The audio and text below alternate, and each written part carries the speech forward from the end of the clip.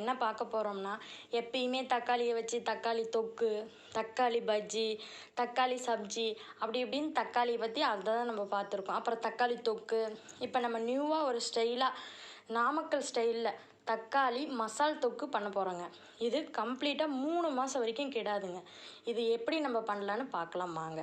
உங்களுக்கு திரு துர்கா லைஃப் இன் சேனல் பிடிச்சிருந்தா லைக் பண்ணுங்கள், ஷேர் பண்ணுங்கள், கமெண்ட் பண்ணுங்கள், சப்ஸ்கிரைப் பண்ணுங்கள்.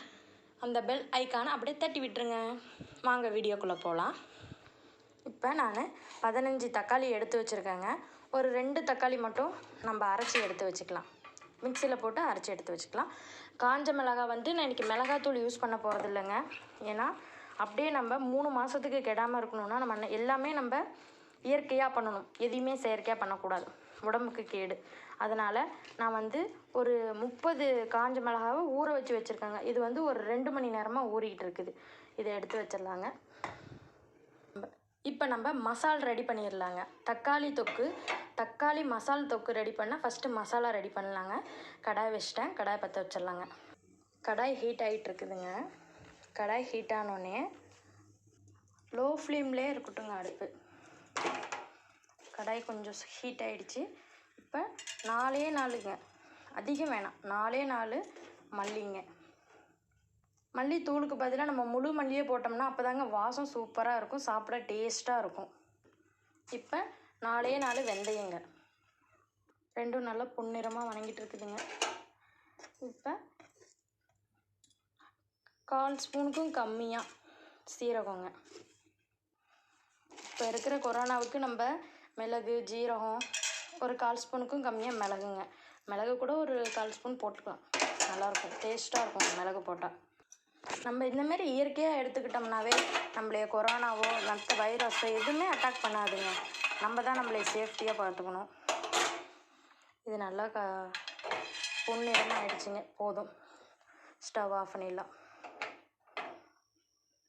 இப்போது தக்காளியை கட் பண்ணிடலாங்க. அது வந்து ஆறிக்கிட்டு இருக்கட்டும். மசால் வந்து ஆறினாதாங்க மிக்சியில் போட்டு அரைக்க முடியும், அதனால் ஆற வச்சுருக்கேன். அதுக்குள்ளே நம்ம 2 தக்காளியை அரைச்சி வச்சிடலாம். நான் மிச்ச தக்காளியை கட் பண்ணி வச்சிடலாம்.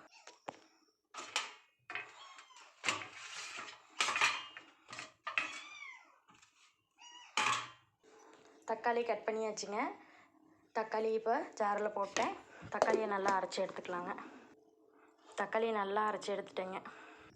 இப்போ நம்ம தக்காளி மசால் தொக்கு பண்ணுறதுக்கு மசாலா மிக்சியில் போட்டு அரைச்சி எடுத்துடலாங்க. பாருங்கள், மசாலா நல்லா அரைச்சி எடுத்துட்டேங்க. நைஸாக அரைச்சி எடுத்துட்டேன். தக்காளி ரெடிங்க. தக்காளி அரைச்ச தக்காளியே ரெடிங்க. தக்காளிக்கு தேவையான தக்காளி மசால் தொக்குக்கு தேவையான மசாலும் ரெடிங்க. இப்போ நெக்ஸ்ட்டு வந்து இந்த நம்ம மிளகாத்தூளுக்கு பதிலாக நம்ம காஞ்ச மிளகாவை நல்லா ஊற வச்சுருக்கோமுங்க. நல்லா அதை ஒரு வாட்டி வாஷ் பண்ணிவிட்டு இப்போ அதையும் அரைச்சி எடுத்துடலாங்க. இங்கே பாருங்கள், காஞ்ச மிளகாவை அரைச்சி எடுத்தாச்சு. ரொம்ப பேஸ்ட் மாரி அரைக்கக்கூடாதுங்க. இப்படி நொரன்னு இருந்தால் தான், இல்லைன்னா சட்னி மாரி இருக்கும். இப்படி நொரன்னு இருந்தால் தான் நமக்கு தொக்கு மாரி இருக்கும். அதுக்கு தாங்க இப்படி நொரன்னு எடுத்து அரைச்சி வச்சுருக்கேன். போதுங்க. இப்போ நம்ம சமைக்க ரெடி பண்ணலாங்க. நம்ம இந்த தக்காளி தொக்கை 3 மாதம் வரைக்கும் கெடாமல் வச்சுக்கணுங்கிறதுக்காக துளி கூட தண்ணியே சேர்க்கக்கூடாதுங்க. ஃபுல்லாகவுமே ஆயில் தாங்க. இப்போ நம்ம என்னென்ன பொருளெல்லாம் இதில் சேர்க்க போகிறோன்னு ஒரு டைம் பார்த்துக்கலாங்க. கடாய் ஹீட் ஆகிட்டுருக்குங்க. இப்போ நம்ம தக்காளி மசால் தொக்கு ரெடி பண்ண போகிறோம். இப்போ அதுக்கு தேவையான பொருள்லாம் பார்த்துடலாம். இன்றைக்கி ஃபுல் நான் நல்லெண்ணெயில் தாங்க செய்ய போகிறேன். நல்லெண்ணெய் எடுத்து வச்சுருக்கேன். ஃபஸ்ட்டு நல்லெண்ணெய்ங்க.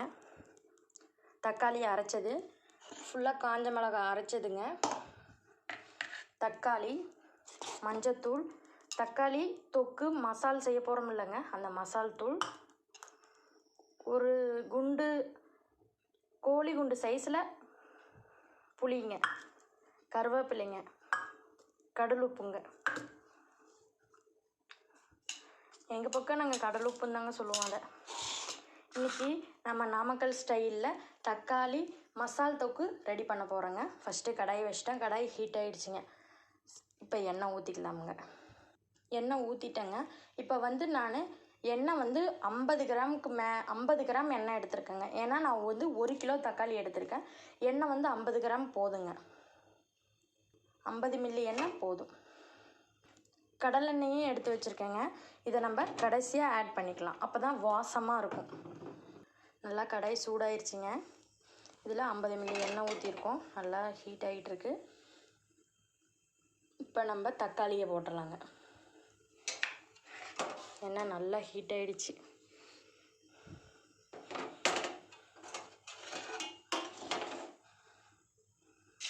நல்லா எண்ணெயிலே வணங்கணுங்க தக்காளி. பார்த்தீங்களா எப்படி பொரியுது. இப்போ நம்ம தக்காளியை நல்லா கிளறி விட்டுக்கலாங்க. அடுப்பை ஹை ஃப்ளேமில் வச்சுக்கலாம்.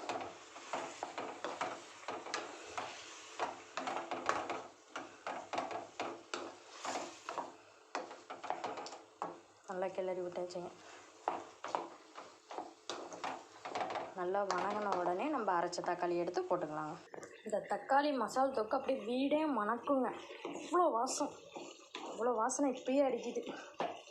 நல்லெண்ணெய் ரொம்ப உடம்புக்கு நல்லதுங்க. எப்போ எது யூஸ் பண்ணாலும் நல்லெண்ணெய் யூஸ் பண்ணுங்க. கல்லெண்ணெய், நல்லெண்ணெய், மற்ற ஆயிலெலாம் உடம்புக்கு ரொம்ப கேடு. பாம் ஆயிலெலாம் சுத்தமாக யூஸே பண்ணாதீங்க. இப்போ தக்காளி நல்லா வணங்கிடுச்சுங்க. இன்னும் கொஞ்ச நேரம் ஒரு 5 மினிட்ஸ் வணங்கிடுச்சுன்னா அதுக்கப்புறம் நம்ம அரைச்ச தக்காளியை ஊற்றிடலாங்க.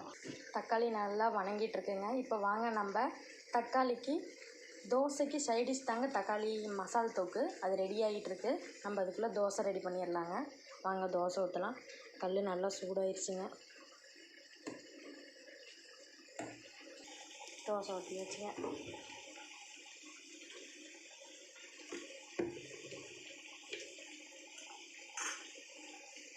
இன்றைக்கி நாங்கள் எக் தோசை தாங்க ஊற்ற போகிறோம். ஃபஸ்ட்டு ஒரு தோசை சாதா தோசை ஊற்றிட்டு எடுத்து வச்சுட்டு அப்புறமா எக் தோசை ஊற்ற போகிறாங்க.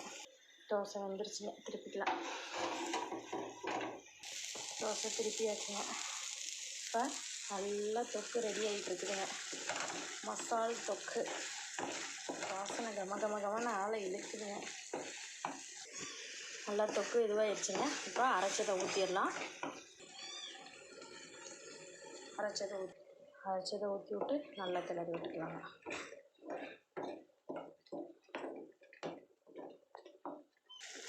இப்போ நம்ம அரைச்சி வச்சுருக்க மிளகாவை போட்டுடலாங்க. காஞ்ச மிளகாவை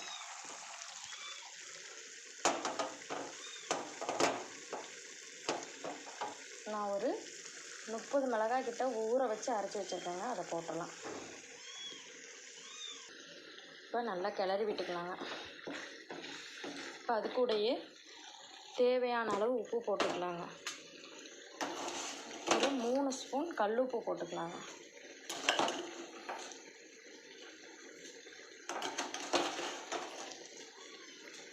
நல்லா கிளறி விட்டுக்கலாங்க. இப்போ எக் தோசை ரெடி பண்ணிட்டேங்க. இப்போ அது மேலே சால்ட்டு போட்டுக்கலாம்.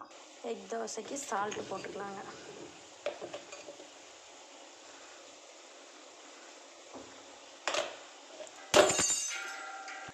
தோசை வெந்திட்டுருக்குங்க.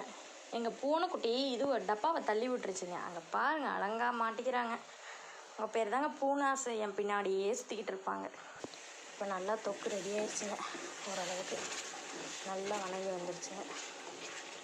இப்போது நம்ம மஞ்சத்தூள் ஒரு சிட்டிகை சேர்த்துக்கலாங்க.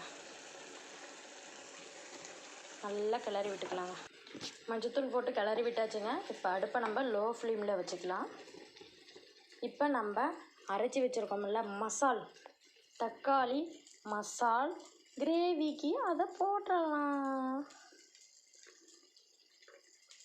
போதுங்க. கொஞ்சமாக போட்டு நம்ம வேணும்னா திருப்பியும் காரத்தை பார்த்துக்கிட்டு போட்டுக்கலாம். மிளகு போட்டிருக்கோம்ல, அதனால் காரம் லைட்டாக இருக்கும். காரம் வேணும்னா கொஞ்சம் போட்டுக்கலாம். நாங்கள் அதிகமாக காரம் சாப்பிட மாட்டோங்க. வாசம் கமன்னு அடிக்குதுங்க. இப்போ தக்காளி தொட்டுக்கு தேவையான தாளிப்புங்க. கடாய் வச்சுட்டேங்க. இங்கே பாருங்கள், நல்லா வணங்கிட்டு இருக்கட்டும். நம்ம அதுக்குள்ளே தாளிப்பு ரெடி பண்ணிடலாங்க. நான் ஃபஸ்ட்டு நல்லெண்ணெய் யூஸ் பண்ணேங்க. இப்போ கடலெண்ணெய் யூஸ் பண்ணுறேங்க. எண்ணெய் நிறையா இருந்தால் நல்லா கெடாமல் டேஸ்ட்டாக, அந்த டேஸ்ட்டே குறையாமல் பார்த்துக்கிறதே எண்ணெய் தாங்க. எண்ணெய் ஊற்றிட்டாங்க. எண்ணெய் நல்லா சூடாகிட்டு இருக்குது. இப்போ நம்ம கடுகு போட்டு தாளிச்சிடலாங்க. எண்ணெய் நல்லா சூடாகிடுச்சிங்க. கடுகு போட்டுடலாங்க. கடுகு நல்லா பொரிஞ்சு வந்தோடனே கருவேப்பிலையை போட்டுடலாங்க.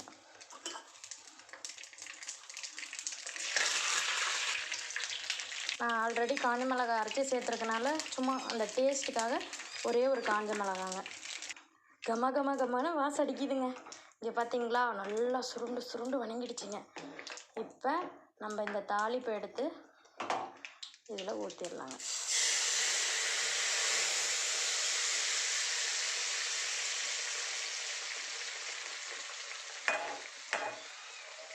மூணு மாதம் ஆனாலும் கெடவே கெடாதுங்க.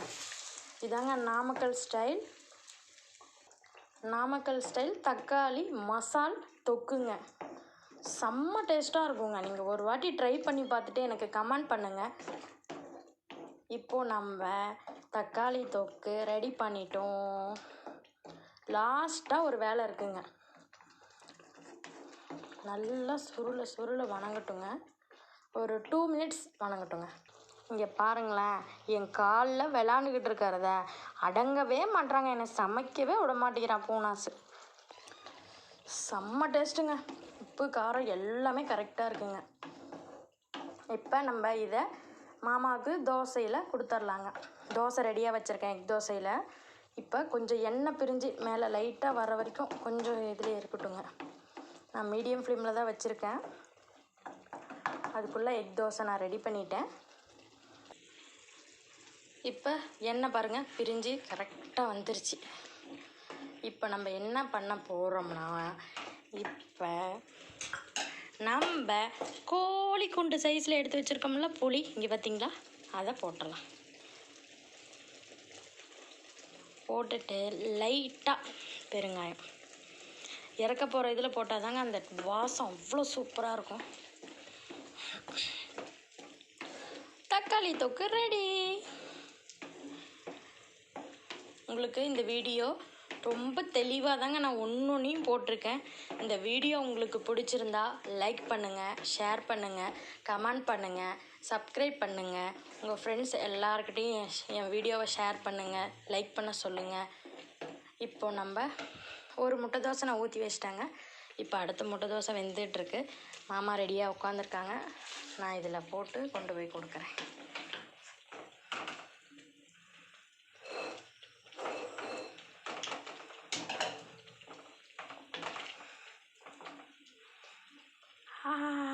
வாசம் செம்மையாக இருக்குங்க.